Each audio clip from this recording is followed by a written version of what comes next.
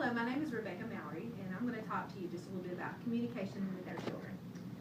How many times have you been at Walmart and a child in the buggy in front of you just starts screaming, "I hate you, Mom," or "I want candy"? We probably have all seen that at some point in time. We have all felt the frustration of our children as parents sometimes. Could this be because we're just not listening to them? Communication is more than just talking to one another. Communication is understanding and learning about the thoughts and feelings of others. By the end of today's presentation, I hope to give some insight of how we can better communicate with our children and they with us. Today, I will go over some tips of how we can listen to our kids and how to encourage them to express themselves in a respectful manner. So first, I'm going to discuss the importance of listening to our kids. In the Growing Greatness article, The Importance of Listening, retrieved May 21st, 2014, Karen Lawson says, and I quote, "Listening is the catalyst that fosters mutual understanding and provides us with insight into people's needs and desires so that we can connect with them. But as a society, we are encouraged to talk a lot more than we are to listen." Interestingly enough, we start listening at a very early stage in life. According to the Association for Prenatal and Perinatal Psychology and Health, Life Before Birth, retrieved May 21st, 2014, a baby can hear voices as early as the 16th week of life. So this tells me that God intended for us to listen a lot more than He intended for us to talk. So let's talk a little bit about how we can listen to our kids and give you some tips about that. The website Better Health Parenting Communication with Your Young Children, retrieved May 21st, 2014, has some great tips to better communicate. First, allocate time every day just to listen. We're all busy. We have soccer practices, we have piano lessons. We've got a lot of stuff that keep us busy as parents. But if we can just take 5 or 10 minutes out of the day, that makes our children feel validated. That makes them feel like we're taking time out of our day just to listen to them.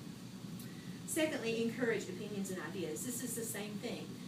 If we encourage their opinions and their ideas, that makes them feel like they're important. Thirdly, do not consistently correct your children grammatically. This is a hard one for me. I have a child that has a hard time with writing and he has a hard time with grammar. So when he talks to me, it's really hard for me not to correct him everything he says.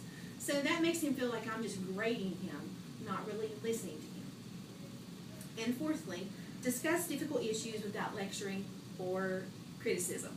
And this just helps with those big things that happen. If we can encourage our kids to listen when there's big things going on in their life and we don't freak out, they'll feel free to come to us and talk to us about those things. Now that we've talked a little about listening, let's talk about enabling our children to express themselves in a respectful manner. Going back to the child in the buggy, why do you suppose this child is communicating in that way? Parents have the most influence on how respectful a child will become. According to the Parenting Skills website, Best Way of Teaching Manners and Respect for Children, retrieved May 21st, 2014, the essential role of teaching manners and helping children grow into socially responsible adults is up to the parent. We have to lead by example. If we're at home and as parents we have conflict and we fight and we scream at each other, that's what the kid's going to think is normal. So that's how they're going to communicate with others. Children learn more by models than by words. So it helps them communicate effectively and respectfully if we do that with each other. So today we have discussed the importance of listening to our children and how to teach our kids to communicate in a respectful manner. I feel that by looking at the information presented today, we may have a better idea of how to listen to our kids and teach them that it's possible for them to be heard without being disrespectful. So the next time we see that screaming 5-year-old in a buggy at Walmart, maybe we can recall some of the things we have learned and better understand that it's up to us as parents to teach our children to be respectful and do our best to listen to what they are saying. Thank you.